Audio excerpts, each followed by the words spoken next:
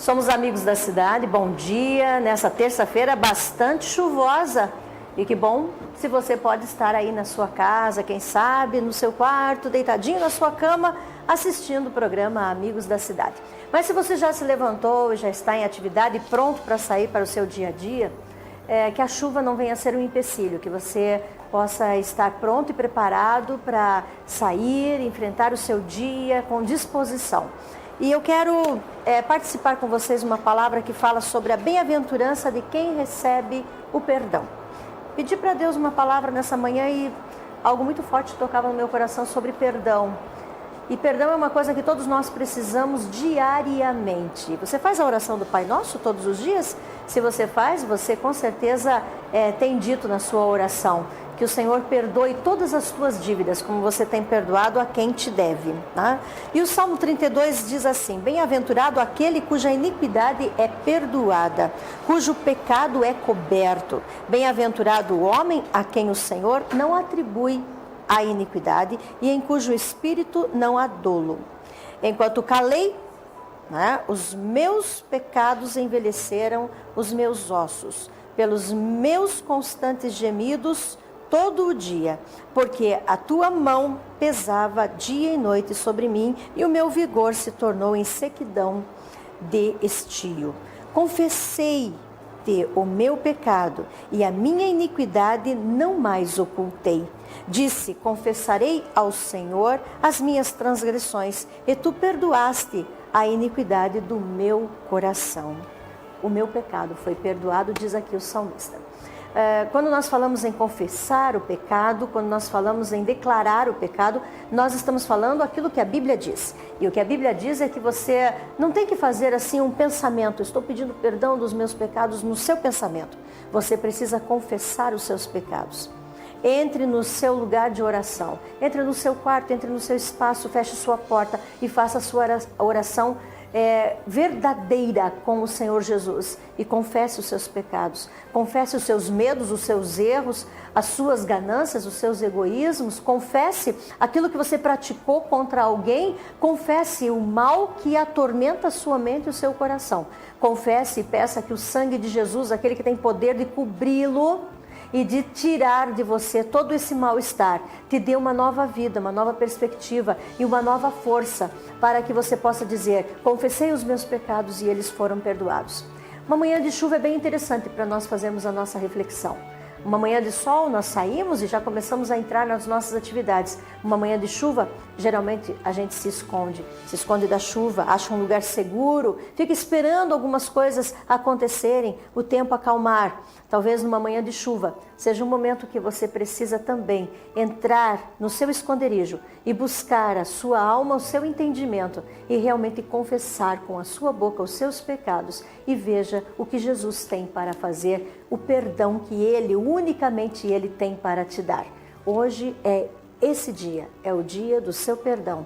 Não esconda a sua iniquidade, mas coloque diante do Senhor e seja totalmente perdoado. Estamos na manhã de terça-feira, é o programa Amigos da Cidade e você é muito bem-vindo para estar conosco.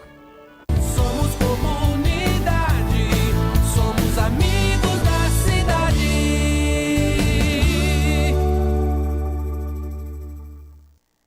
Os amigos da cidade sempre trazem uma grande novidade para a sua vida, para a sua história, para a sua família. E hoje não poderia ser diferente. Temos aqui uma convidada que é uma amiga da cidade, uma amiga que você tem, pode ter certeza, na área da educação. E nós temos trazido ela ao programa porque ela sempre tem muita coisa para nos informar e eu digo, você vai ter que voltar. Então hoje nós temos aqui a Fabiola Araújo, coordenadora da Educação Básica do Núcleo Regional da Educação. Seja bem-vinda, Fabiola. Mais uma vez, sempre seja bem-vinda com todas as novidades que você tem. Tá? Muito obrigada, pastora. Bom dia a todos os ouvintes, a todos aqueles que estão nos assistindo. Acho que é a segunda ou terceira vez e é um prazer estar aqui e poder colaborar com vocês. Eu acho interessante porque em todas as áreas eu tenho dito que nós queremos colocar o programa, precisamos ligar aqui, agora ficou melhor. nós precisamos trazer dentro do programa aquilo que a educação nos oferece, porque as mães estão nos assistindo, famílias estão nos assistindo, e é aquilo que nós queremos saber dentro da educação, o que os nossos filhos, nossos netos, está acontecendo no meio deles. E também porque nós nos preocupamos com o corpo docente, né, os próprios professores, toda essa situação que envolve os nossos professores no magistério e as novidades que eles têm hoje dentro do Estado, né? Então, foi até bom, porque eu preciso até divulgar alguns programas, alguns trabalhos que têm acontecido e que vão acontecer ao longo de 2013. E depois dessa gestão do governo Beto Richa e o vice-governador Flávio Arnes, que é um incentivador da educação, aconteceu uma ampliação de programas, principalmente na área da educação integral.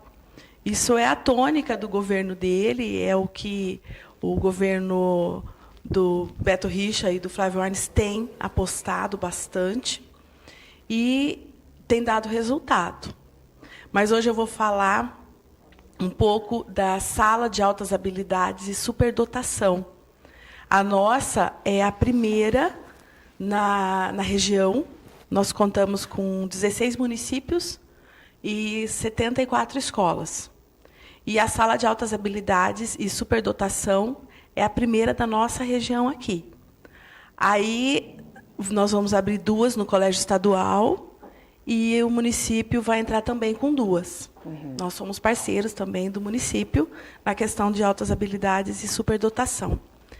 E o que é essa sala? As pessoas, às vezes, pensam, o que é isso? Do que ela está falando? Sim.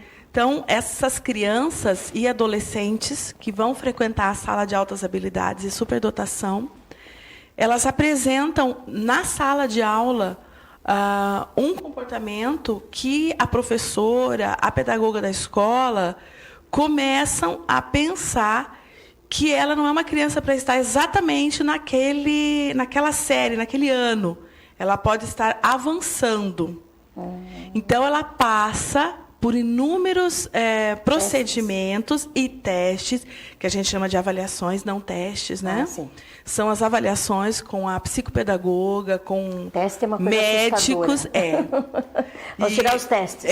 E com médicos, com psicopedagogas, com psicólogas. Então, há todo um aparato e também vai para a SEED, é atendido pelo Departamento de Inclusão, que é o DIN, e depois que essa criança recebe o laudo com toda essa checagem, que aí é comprovada a alta habilidade ou a superdotação, não é somente teste de QI, como antigamente se acreditava uns 30 anos atrás, não é só isso. Então, se ela tiver uma predisposição, uma alta habilidade, ou ela for uma criança superdotada, ela pode frequentar essa sala. Nós, em Campo Mourão, vamos ter uma sala. 2. 2 salas. E quem vai fazer esse diagnóstico dessa criança... Começa lá na escola. Lá na escola. Aí os pais também são, logicamente, alertados. E aí começa todo um processo de avaliações, para ver se realmente essa criança ela apresenta essas características e se isso não é algo momentâneo.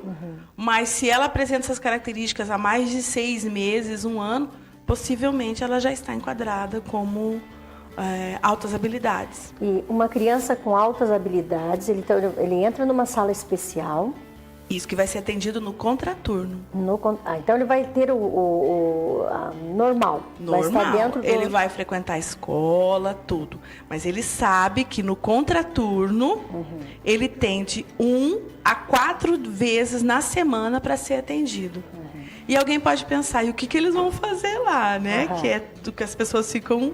eu fico pensando. O que eles fazem numa sala de altas habilidades? Eu imagino muitas coisas, mas eu fico pensando. Só que o principal é desenvolver projetos. A criança, o adolescente vai desenvolver projetos naquela área dele de altas habilidades em parceria com a UTFPR, a Fundação EduSere, lá do Cristófoli ali, né? Da Cristófoli, a FECILCAM e outros parceiros que nós estamos conseguindo, porque nós descobrimos crianças e adolescentes que têm altas habilidades em artes cênicas, robótica, engenharia mecânica,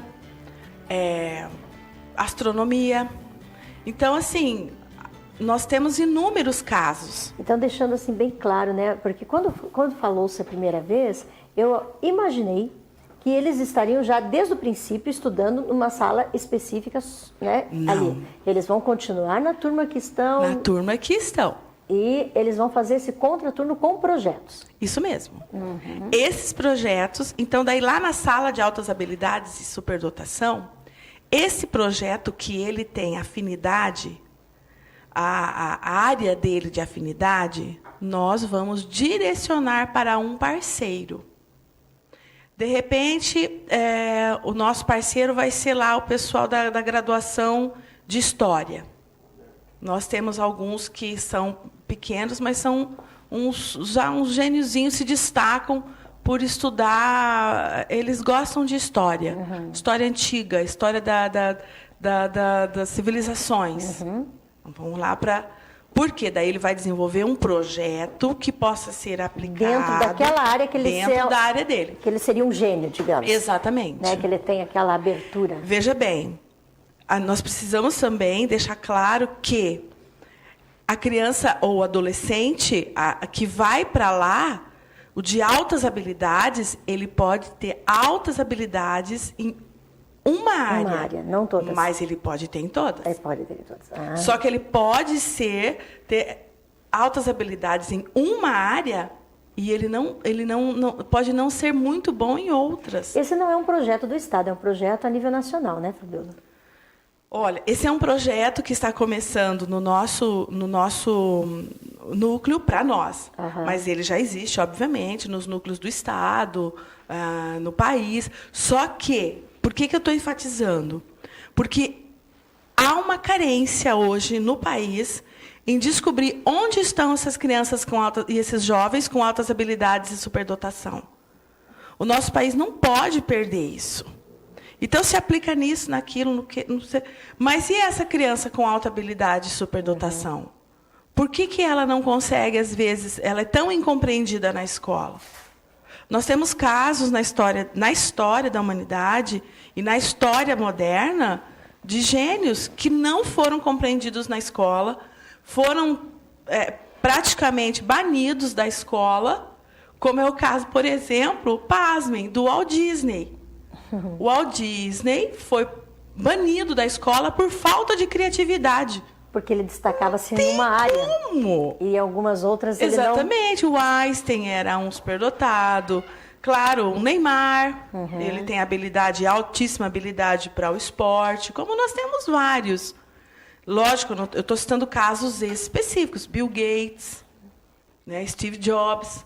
Então, assim, nós temos excelentes cientistas que se destacam, excelentes instituições que estão apostando nesses adolescentes, porque eles vão fazer a diferença.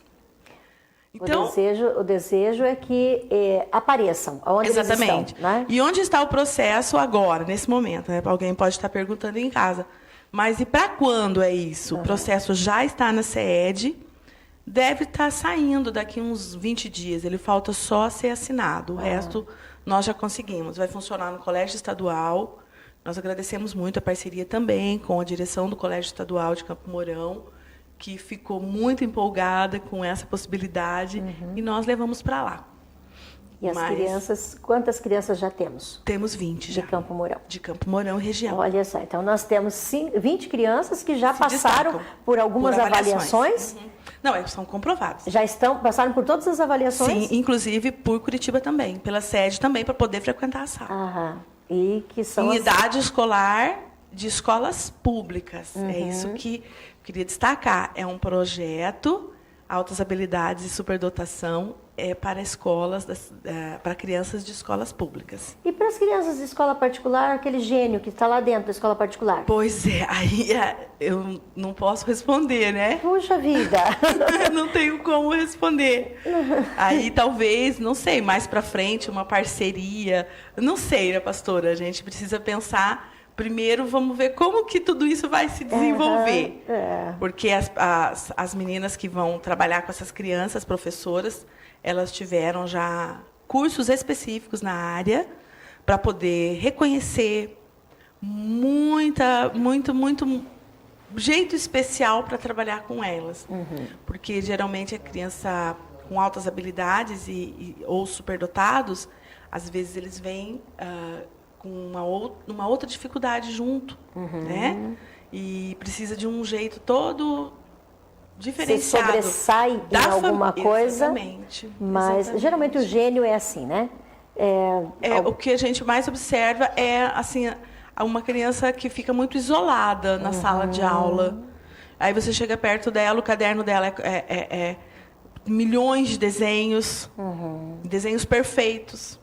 Tá? Acho que eu tenho um gênio em casa e não sabia. Milhões ela tem dificuldades, às vezes, de relacionamento. A maioria das vezes tem. São crianças muito introspectivas. É um leitor ferrenho, um leitor assíduo, um ratinho de biblioteca. Né? Ele gosta de uma determinada... Nossa, é um pesquisador. Nós temos 2 lá no Ivone Castanharo. São menores, não posso citar nomes nem nada, né? Sim, sim. Mais um já tem um site, ele é um ambientalista com 10 anos. Olha, que espetáculo. E o outro, ele tem 11. Ele estuda a Lua, as crateras da Lua, tudo que se refere ao espaço lunar. Mesmo para uma criança de 11 anos. Então, na escola, às vezes, essas crianças são chamadas de nerds. Físico. Que coisa Provavelmente linda. Ele vai para essa área. Né? Então, é assim, algo que nós estamos assim, bem contentes, deu trabalho. No núcleo regional de educação, foi a Marisa Zanella que encabeçou todo esse processo. Ela é da educação especial. Mas alguém pode estar pensando, o que essas crianças estão fazendo no meio da educação especial? Eles são atendidos pela educação especial. Tá? É bom que isso fique bem claro. É a educação especial que vai dar conta de onde colocar essas crianças com altas habilidades. Porque é um braço dentro, né? É um braço, é um desmembramento, exatamente, dentro da educação especial. Então, nós estamos aguardando, depois eu Porque é uma educação especial. E, sim. É uma educação especial. É um jeito Ninguém diferenciado. Pode negar isso, não é? Diferenciado. É que, às vezes, coloca-se assim um rótulo, algo assim. Não tem... As crianças é uma outra vertente e há espaço para todos. É aquilo que eu digo. Há espaço para todos precisam ser atendidos dentro das suas diferenciações. E é isso que torna a educação tão abrangente e, ao mesmo tempo, difícil. Olha, eu tenho meu tempo, infelizmente, meu tempo não é tão longo, mas você vai ter que voltar. Tá bom. Sabe por quê? Porque, aliás, vou deixar isso até no ar. Nós estamos falando dessas crianças com altas habilidades. Podemos falar das outras também. Exato. Em um outro momento. Então, tudo que a educação especial atende. Exatamente. Eu quero muito que nós possamos falar sobre isso. Por quê? Porque vamos falar sobre a igreja. Eu tenho lá a nossa igreja, eu tenho um contexto de crianças que eu conheço, um grupo, né, de crianças, mas dentro do grupo a gente consegue observar, nós conversamos muito sobre as crianças da nossa igreja. Toda segunda-feira nós fazemos um relatório sobre comportamento, sobre desenvolvimento, o que está acontecendo, o que aconteceu no final de semana dentro da igreja. Excelente. Sabe? Então nós fazemos isso dentro da nossa igreja. Ótimo. Então toda semana eu faço com as meninas que estão liderando ali. Então, nós começamos a perceber que dentro do nosso universo, nós temos 3, 4 crianças que se destacam, mas estão se destacando assim num chamar atenção.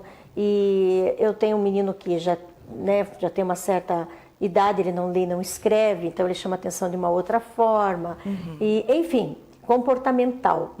E que nós estamos procurando, né, tanto na área da educação, como na área igreja, como na área família, tentar ajudar essa criança. Isso. Porque o que acontece? Essas crianças, eles são afastadas. E eles são, assim, o antigrupo, né? É. Quer dizer, só chega para atrapalhar. Isso. Então, o que nós temos que fazer é Eles agrupar. acabam sendo rotulados e isso infelizmente é uma realidade que acontece nas escolas, que hoje a gente trabalha também nas escolas com a questão do bullying. É muito séria. E o bullying, as pessoas não tomam pé de como isso afeta o emocional e o crescimento de uma criança. Porque, na verdade, essas crianças, eu não vou dizer que tem situações assim, porque eu não sei dizer qual a situação que a criança, né, não posso diagnosticar isso. Mas elas mesmas, elas praticam o bullying nas outras crianças. Sim. Porque elas querem chamar atenção, né? E eu gostaria que você colocasse isso na sua pauta e nos trouxesse aqui um programa o mais rápido possível de como diagnosticar, o que diagnosticar e quais os caminhos que nós temos que tomar. Nós, como igreja, os líderes de igreja que estão me ouvindo, pessoas que trabalham com crianças nas igrejas católicas, evangélicas, enfim, e também pessoas da família. Aí seria, então, o que eu estou entendendo seria mais uma questão comportamental. Como reconhecer se aquela criança ou adolescente está apresentando algum sintoma de desajuste emocional? Porque nós temos aqui agora salas de aulas que estão sendo organizadas para crianças de altas habilidades, que entra numa excelência isso, sem comparação. Mas que nós temos esse outro lado de crianças que estão precisando de salas específicas para que elas saiam da situação que estão vivendo. Então, eu estou pedindo ajuda para você. Num outro momento eu venho também. Você se prepare e você vai voltar, porque nós estamos precisando de socorro. Tudo bem. Tá? Fabíola, olha, muito importante. Eu tenho só 3 minutinhos, mas eu quero agradecer a tua presença. Puxa, que pena que a gente não tem mais tempo hoje. Mas são coisas aqui bacanas para a gente falar. Mas eu quero lembrar só que amanhã a gente vai estar aqui ao vivo e nós vamos estar